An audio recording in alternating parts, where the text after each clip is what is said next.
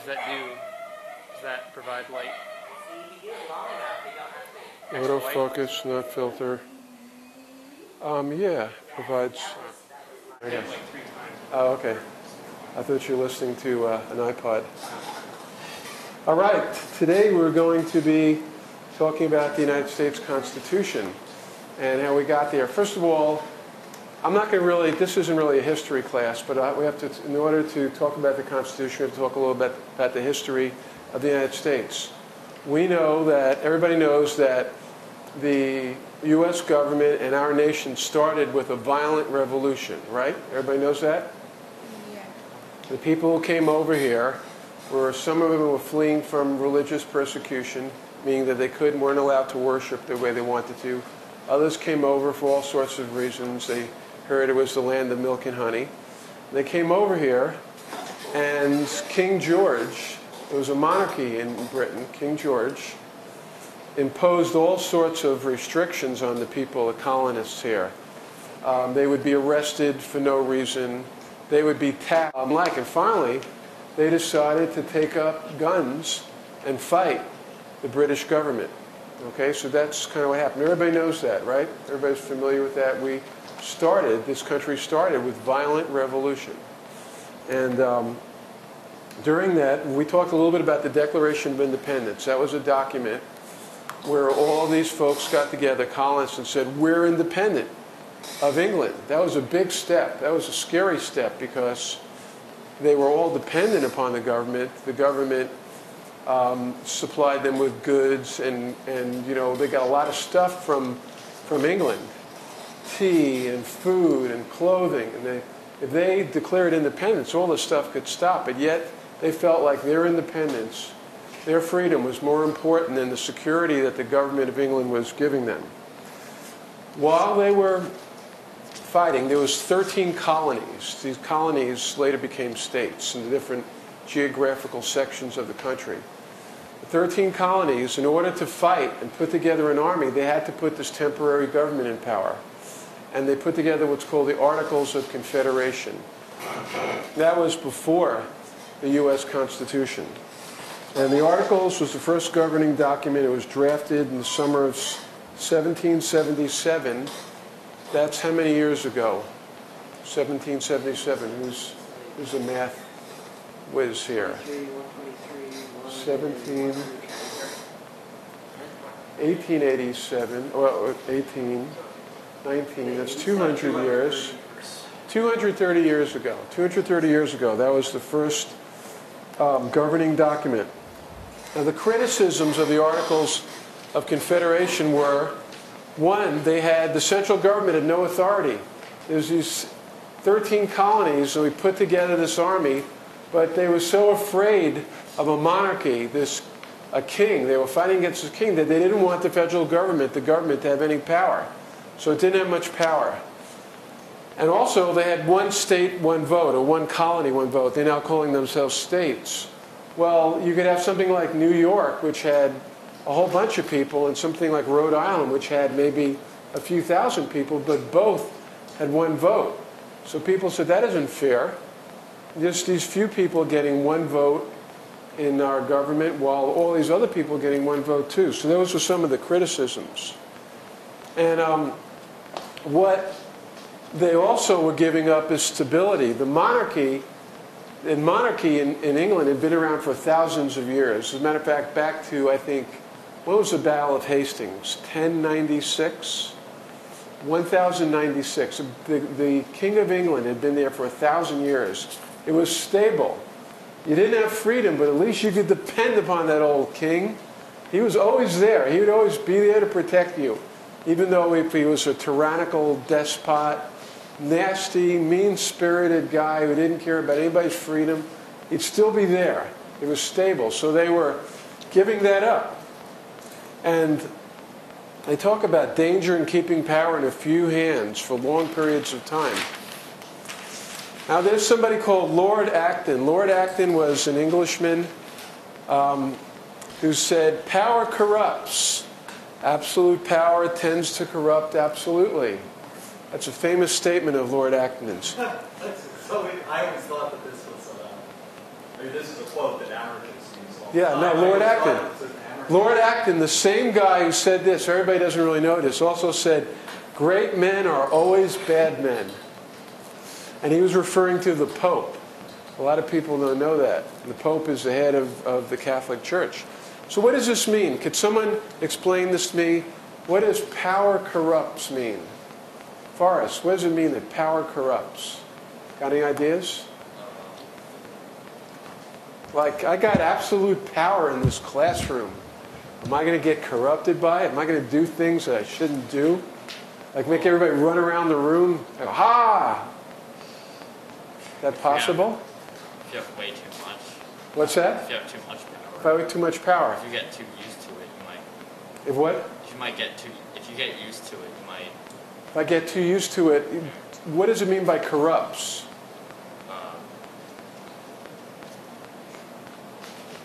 What's corrupted mean? It I don't know. It can mess with your head. What's that? Power can mess with your head. Mess with your head. People do stuff that messes with your head. Winona, what do you think about the term power corrupts? What does that mean to you? I mean, I guess if you have more power, you have more possibilities to mess up things for people. You have more possibilities. Yeah. But what does corruption mean? What's corruption? Well, it gives you the more possibilities to mess things up for people. Mess things up. Okay. Do you think, Molly, that if you give somebody too much power, they're just going to screw up and do all sorts of bad things? You think that's By and large. by and large? Yeah. So are you suspicious of human beings in general? You think if you... Not really, as long as the power is distributed equally or fairly. Okay. And what about absolute power? Lord Acton said absolute power tends to corrupt absolutely. Elizabeth, what do you think about that? If I had absolute power in here, let's say I had the power to tell you all, you got to stay for 5 hours and you can't eat for a whole day. I'd have the power to do that. Do you think I would probably use it? If you had that power all the time, I mean, absolute power corrupts absolutely. If you have absolute power over everything, you might start to think and believe that you can get anybody to do anything you want them to do. And after maybe you have that, you lose that power, you might go a bit crazy. So you'd be corrupted absolutely. All right. That's good. That's good. So if I had absolute power, I might start doing weird things. And we've seen that in history. People of absolute power start doing weird things, start doing bad things to bad people. All right. Well, that was the colonists were very conscious of that because King George had absolute power. And he was doing all sorts of weird things. The soldiers would come in, would walk right into your house, Kim. You'd be sitting watching TV, and suddenly the door busts down. Where's Kim? They'd grab you and take you off to jail, throw you in jail, and nobody ever see you again. That's what was happening during the colonial period, before we fought off the kings. What do you think about it? What's that? I wouldn't like that. You wouldn't like that. I wouldn't like doing that. What do you think about that, Zach? Would you like that? People just busting into your house. Yo, Zach, get over here. Put you in chains and take you off. Maybe they did it to Kim. What's that? Maybe it was Kim. Maybe it was Kim? Yeah. Oh, my God. You know, I get to say mean things about you, Kim, as my sister. And, you No, know, you wouldn't really want your sister No. taken away. But that's what was happening, and that's one of the things that the colonists didn't like. They didn't like it that a rabbit could be just taken away. Okay. All right. Cookie? Now, the Articles were replaced by the United States Constitution on June 21st, 1788. And one of the things the Articles did was, does everybody, let's put that rabbit in the cage so I don't have to compete with it. There goes the principal. Better get a shot of this one. Yeah. But if you have to compete with it, then it'll make you You know, work harder. It'll make you seem less cute. Don't scare it. Well, pick it up. Cookie. Give it food. Cookie what? Shirt or something that you can throw on them. I'm not taking off my Fochi has one.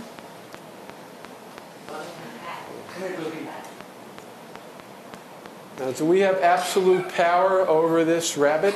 Now we do. No, we don't. We don't. There's a rabbit that likes its freedom. All right. All right. Never mind, never mind. Let's just... We're trying to capture it so it wouldn't divert the attention of class. So what happened is we got even... Well, you could catch it real quick. All right. Maybe. No. Does everybody... Who has traveled to another state? Who has gone to another state? When you cross from Tennessee into Alabama, do you have to stop at a border and get your passport checked? No. You can drive right through, right? Well, that's one of the things that the colonists really wanted was freedom of movement. You could go from state to state without being stopped. Although in California, does anybody ever notice that they do pull you over and check to see if you have fruits and vegetables? So it's not quite free right there. Well, that was one of the things they wanted to do. Anybody read some of the Federalist Papers? I put one of the Federalist Papers in your readings. It's kind of wordy, and Federalist Papers, there's very many of them. These were written by Alexander Hamilton, also James Madison participated in, but the Federalist Papers are some of the basis for the Constitution. There were a lot of people writing stuff at that time, colonists, Thomas Jefferson, Alexander Hamilton, George Washington, James Madison. They were all jockeying to figure out who would have the most influence in putting the government together. You remember last class when we had virtual student government? Remember that? Was Zach trying to take control? I did not try to take it. No one else would. All right, well, YouTube will bear... Actually, you did it through somewhat of consent. People actually allowed you, but you did need somebody to kind of direct things, and you kind of did that. I remember Molly said you weren't too authoritarian, so she felt okay with you doing that. But all of these... Remember, though, within 20 minutes, 30 minutes, how we had a hard time organizing and trying to figure out how we were going to do stuff with the adults gone. Well, can you imagine all these strong-minded white guys, very well educated, who were trying to figure out how to put government together? They argued just all the time. And they would not only argue, but they would publish papers publicly to try to get people on their side. That's what the Federalist Papers were about. One of the things in the Federalist Paper number 37, which is in your reading materials, Alexander Hamilton writes, "Stability in government is essential to national character and to the advantages you have, as well as the repose and confidence in the minds of the people, were the chief blessings of civil society." You feel confident. Remember how we talked about the confidence in the king?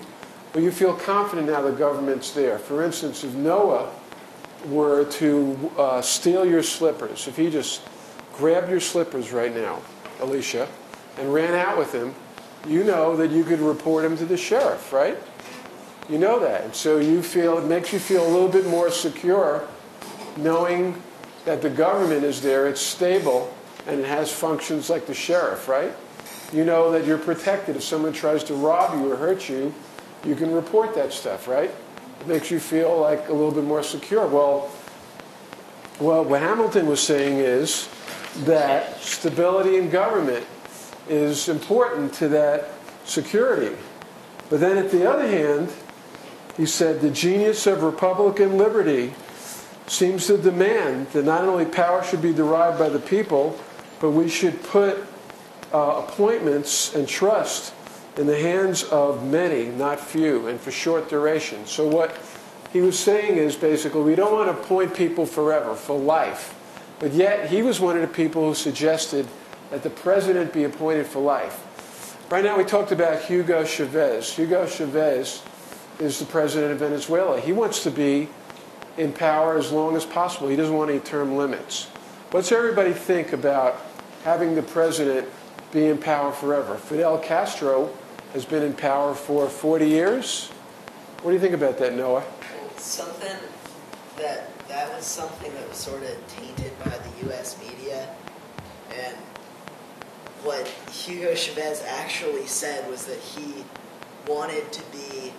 didn't want term limits when there had to be votes, but he wanted when he had to be like voted back in, but he wanted to stay in power until it was obvious that the people didn't want him in power. He didn't say, I want to be in power for life no matter what. Right, exactly. However, if someone's already in power, okay, they have a lot of control, like George Bush can get on TV pretty much anytime he wants to. Anytime he speaks, his words make the front page. He has a big advantage over anybody who's going to run against him. Do you think somebody like a president, would you feel comfortable with somebody who had no limits whatsoever, but could run and be elected every 4 years, but no limits, as long as the people were known you're shaking your head? Why do you think that's not a good thing? Because some of the people, like the minority of the people, might not want him to be. Exactly. The minority of the people might not want that person.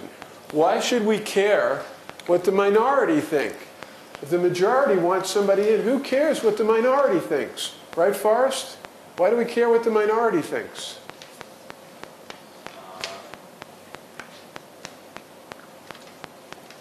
You know why?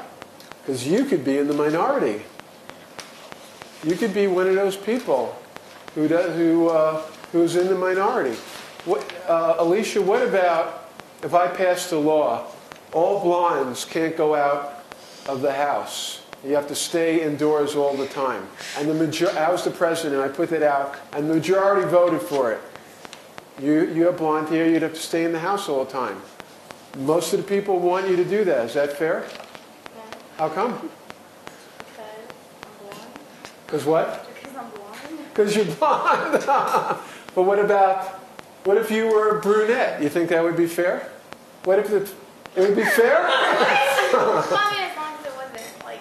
What's that? If it wasn't me being affected in a bad way of it, it'd be fair. You think it would be fair to lock up people with certain color hair most of the day?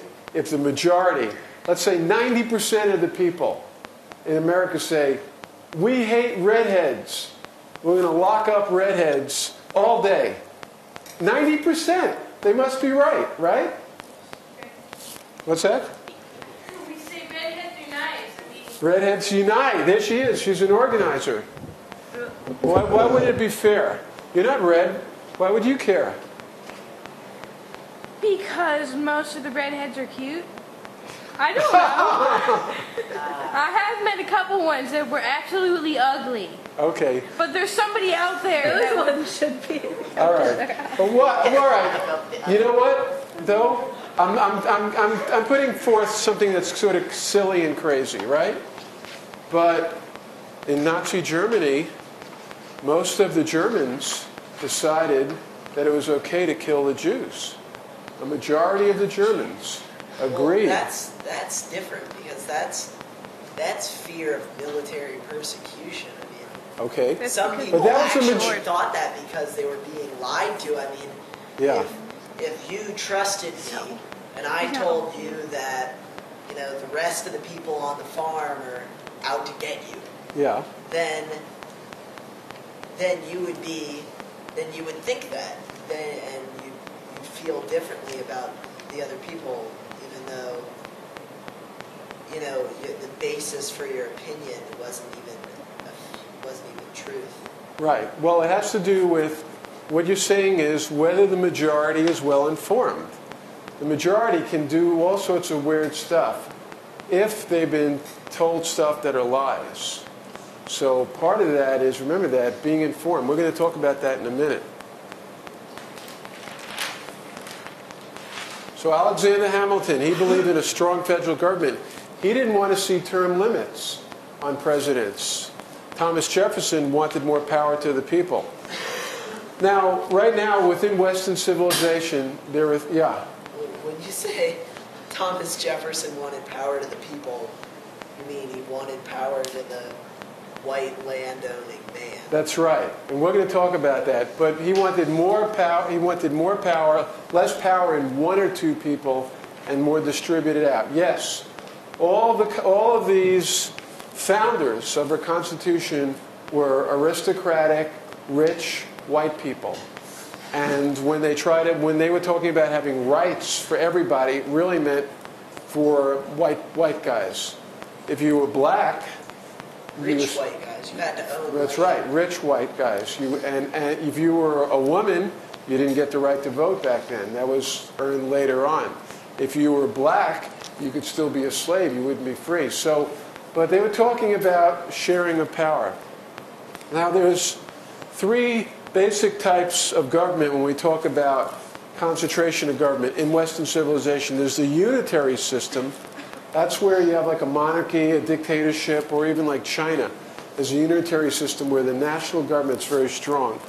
There's a confederation where you have a loose group of states or groups of provinces that all have power. And then there's the federal system, which is a balance between a strong national government and state government.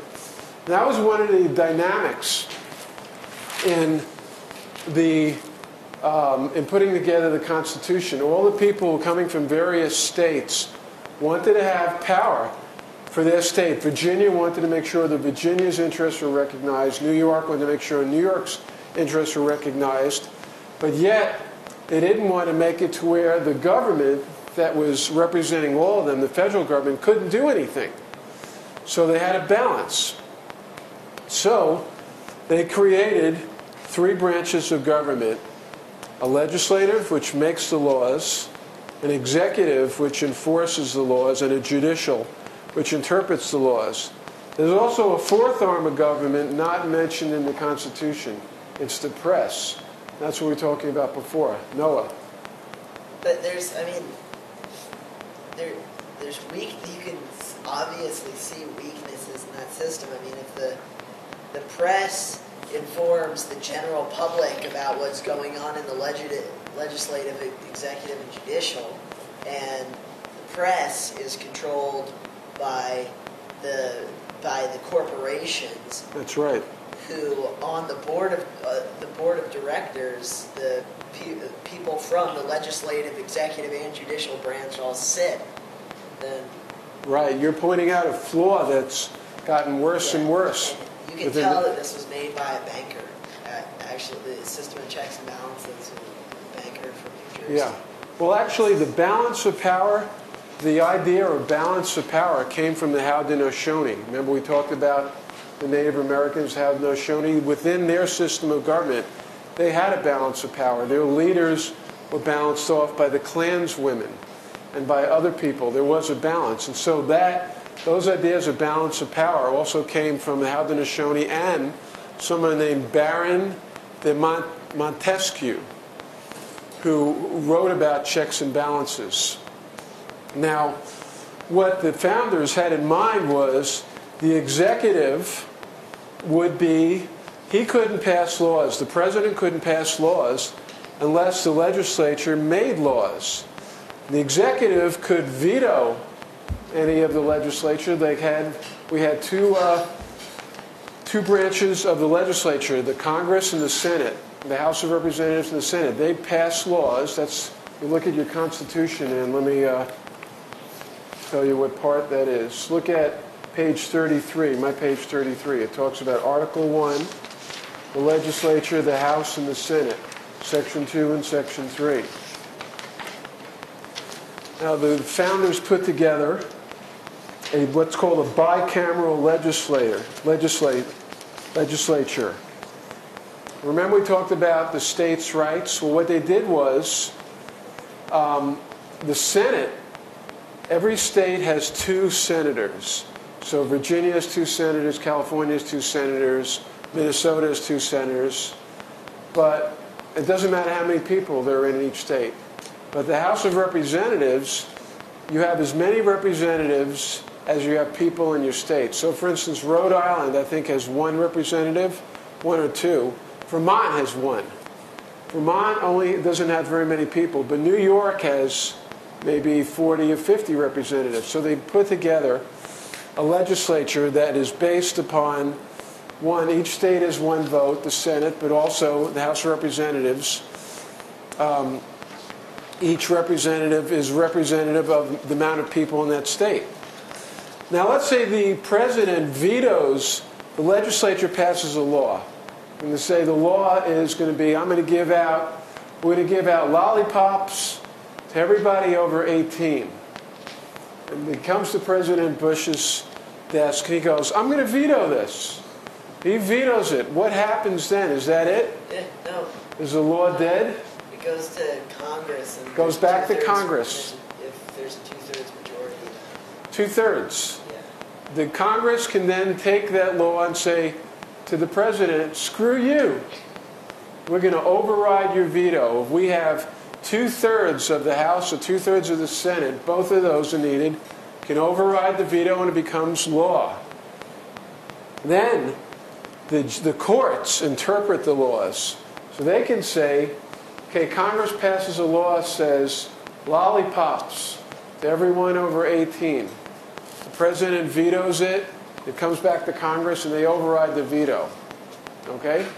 Then the courts interpret it. Someone sues and says, what do you mean lollipops for everyone over 18? I think Congress really meant lollipops for everyone, not just over 18. And the courts take a look at that and they say, yeah, that's unfair. That's against the Constitution because you're discriminating. We're going to talk about the Bill of Rights later. There's something called the Equal Protection Clause. You're discriminating. You're giving lollipops to everybody over 18. How about everybody under 18? And so the courts can then say, the lollipops for over 18, what they really meant was lollipops for everybody. And that's what the courts do. They interpret the law. Okay. Yes, sir. Do you know if the system of checks and balances was made for a government with more than two ruling parties? Because that's a good question. Even just listening to it, if I had just been hearing it for the first time, I could have already been able to tell that, like, if there's two ruling parties, right, and the president, the other thing that you left out is that the president gets to appoint the Supreme Court justice. That's right. The president gets to appoint Supreme Court justices. Winona. What's that? You need an ED after your sticker. You what? You need an ED after your sticker on the board. A what? An ED after your sticker. An E? D. After where? Your sticker. Can Impeached. veto, which what? The E? sticker at the bottom. Everyone's an editor. Can be impeached. Oh, impeach. Okay, all right. Yeah. ED. All right, I just stuck that up there. All right, so what Noah is saying is, are these checks and balances going to work if there are two parties? In fact, guess what? In my opinion, there's only one party. And the Democrats and Republicans are two heads of one party because they're all beholden to big corporations that buy time and access to the people in power. Did the founders of this country anticipate that? Did they think about that? I think some of them did. Some of them did. I think some of them were sort of blind to it, but subconsciously knowing that they were already on that path. Yeah. I mean, Alexander Hamilton strikes me as like one of the biggest capitalists ever. And Yeah. he was great. I mean, he thought that that the poor should pay the rich. Right. And that Right. the rich were more civilized. Yeah, Alexander Hamilton is cited by a lot of people who believe that the federal government should have more power. So anyway, some of the checks and balances, what they did was, what they were thinking of, they were looking at the monarchy they just thrown off, the king who had absolute power. They wanted to put a government in place. Remember, power corrupts, absolute power tends to corrupt absolutely. They wanted to put a government in place where not any particular branch would have too much power, and each one would check the other. That's an important doctrine, even if it's not working that good today. It's an important part of our system, an important system that we want to see work. Right now, we're seeing in place a president that has taken way too much power, and I'm going to tell you why in a second, and is throwing away the checks and balances system. So the president appoints the judges, Senate approves. Supreme Court judges have life terms, but they can be impeached. Let's take a 10-minute break, and we'll come back and talk about the limits on Congress. Come back at 10 to 5.